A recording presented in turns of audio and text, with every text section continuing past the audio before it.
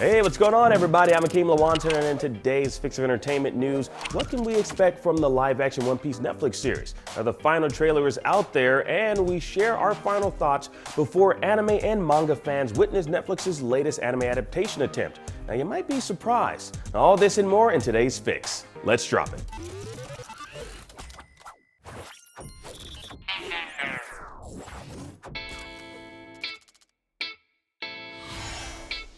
Now we're just days away from the release of Netflix's One Piece, and we've got the final trailer to take a look at. Now in the trailer posted by Netflix, we see a slew of characters One Piece fans will recognize, like the villainous Arlong, a young Kobe, and of course the entire Straw Hat Pirates crew.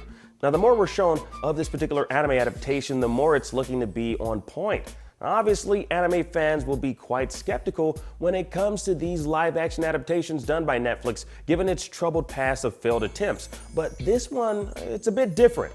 Now, in comparison to Netflix's Cowboy Bebop series, which saw little to no involvement of its creator, Eiichiro Oda was heavily involved in the production of Netflix's One Piece series. In fact, Oda-san wrote this note where he states that he had the Netflix production team reshoot certain scenes he felt just didn't fit into the world he created. Now, from the visuals to the scripted lines, Oda-san was heavily involved in the overall production. And he also mentioned in the note that if there's any gripes people may have with the live-action series, he'll be there to receive it with the rest of the crew.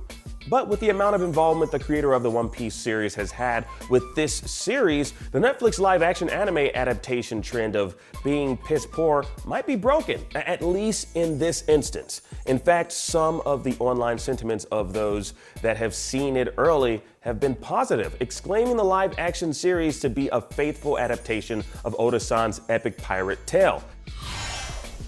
And as someone who has been privileged enough to receive early screenings of the series, I have to say that I was pleasantly surprised.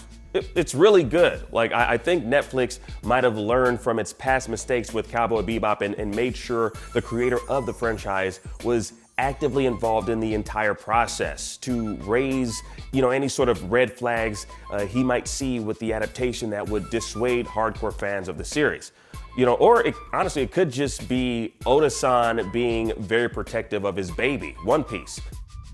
Now, the anime and manga series has been around for several years now with thousands of entries. There's a lot, the live action series has to live up to and prove to longtime fans. Like the heat for One Piece has never simmered, only increasing with every single new entry, new movie, and new gear. Like the animation in episode 1071 with Luffy kicking it into fifth gear was a certified instant classic, trending for days across the internet. So all this to say that, Netflix's One Piece has a lot to prove to fans, and it just might be the golden standard for the streaming company moving forward with other live action anime adaptations.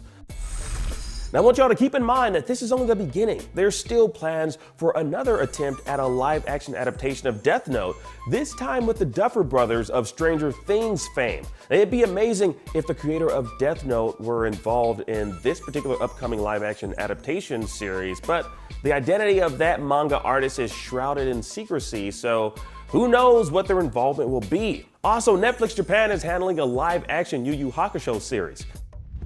Based on the images shown off previously of the main cast, I kind of have high hopes for this particular series.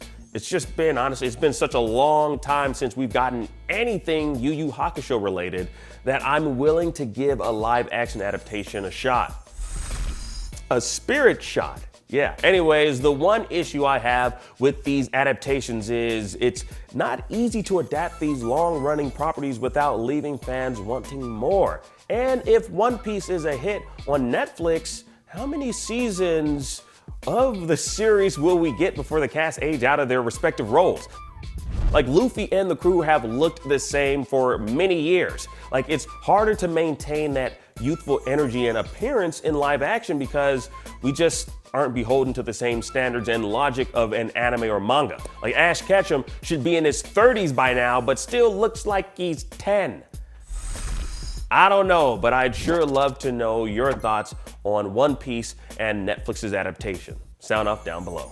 Speaking of Ash Ketchum, Pokemon is getting the live-action treatment with a new series that'll air in Japan called Fill Your Pockets with Adventure. Yeah, it's a weird name. Anyways, that's the loose English interpretation of the name.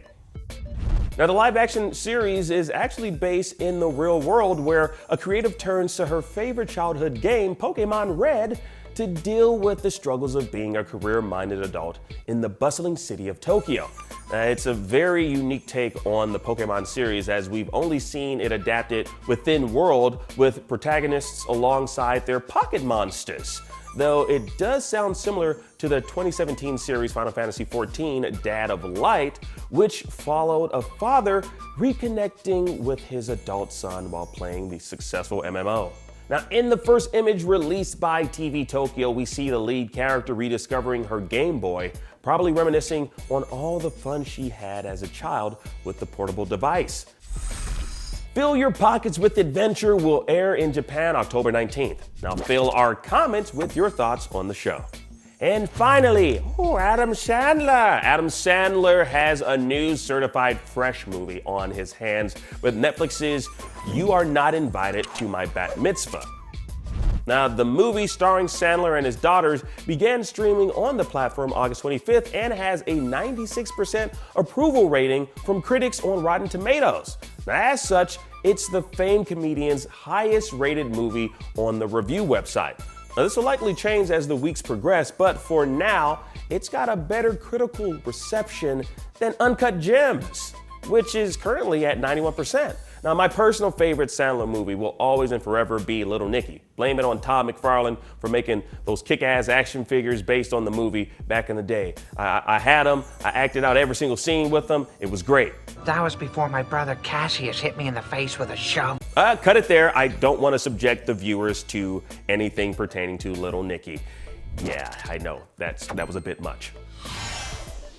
And that does it for today's Entertainment Fix. I'm Akeem Lawanson. Thank you all so much for watching. Now that you're caught up on today's news, please check out our previous episode.